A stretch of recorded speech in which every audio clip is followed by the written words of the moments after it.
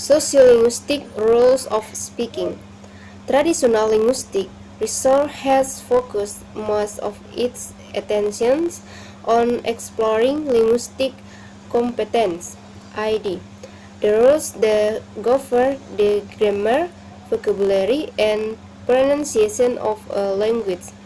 This approach may have reinforced a wide spirit, but Aronco's belief about second language learning, namely that acquiring linguistic competence will be enough for you to become an effective communicator in the second language. Of course, you need this knowledge in order to produce correct speech in that second language. Sociolinguistics argue, however, that linguistic competence by no means guarantees teachers full communication. Its crucial shortcoming is that it does not ensure that you can understand and produce socially appropriate speech in the second language. To see what sociolinguistics means, consider the following conversation and its outcome. This conversation between a US host foreign student is hypothetical, but the same type of situation has been documented and discussed in the research literature. Rubin 1983, Thomas 1983. Was host, would you like some more dessert? You have some. Student, no thank you very much. The host changed the topic of conversation and thus mentioned dessert again.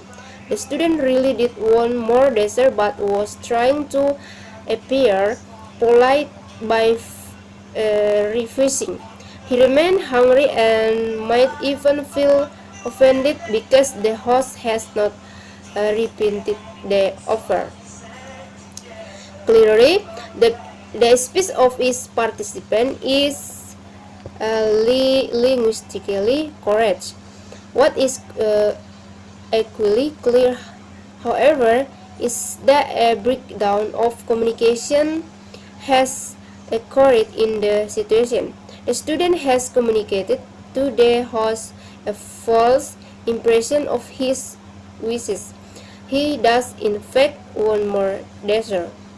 The host for her part has interpreted the refusal as a genuine one. On the other hand, the host attempting to be attentive and polite might somehow be giving the opposite impression to the student. Neither participant in the conversation realized that there has been a misunderstanding.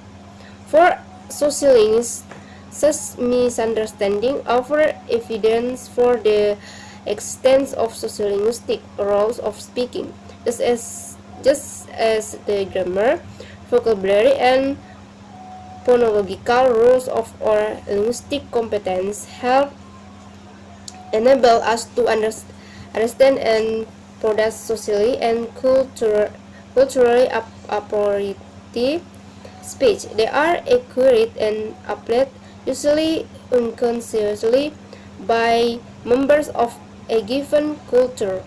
In our example, the host is following a sociolinguistic rule in the behavior culture which states that offer of more food are made once or at most each. The student, on the other hand, applies a rule from his own culture which states that you should never accept the fine offer. or even the second offer of more food. In his culture, it is polite to wait until the third or fourth offer, which he knows will come. There is extensive empirical data to support both the claim that sociolinguistic roles of speaking exist and that they may differ from cultural to culture. Christopher 1982 report the relative unwillingness in Japanese culture compared with American culture to directly refuse a request from someone. According to Abt 1974, South Asians, unlike American and European, do not think shopkeepers close friends or family members. Other researchers have suggested that culture differ in how and how often they apologize. Coven and Olstein 1981. Coven and Olstein 1983 or time 1983.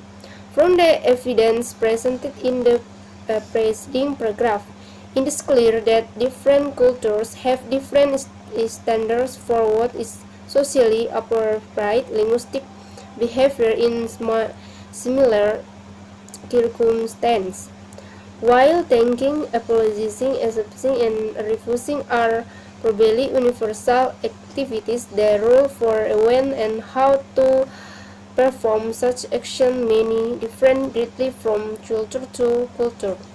Does it follow, however, that second language learner need to master the role of the culture whose language they are learning?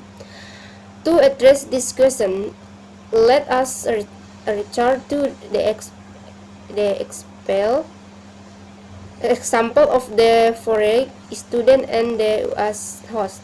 Both follow the rules of politeness of their own society, but are unaware that there are other ways to show politeness. What is especially significant is that the student is already beginning to judge the host negative. Actions like this are relatively common in situations in which intercultural miscommunication. One typical response is to jump to a conclusion and attribute a negative quality. In this case, loss of politeness to the person whose language was understood linguistic but misinterpreted sociolinguistic. Learner of a second language therefore need to be aware that the rules for polite interaction are not universal. Students should be able to identify situations in which the rules of the cultures are different. They must also be ready to modify their speech to convert to be sociolinguistic conversation of the society they are in. Accomplishing the two texts is not simple, but failure to do so will lead to me understanding that many have negative consequences for those who are involved with it.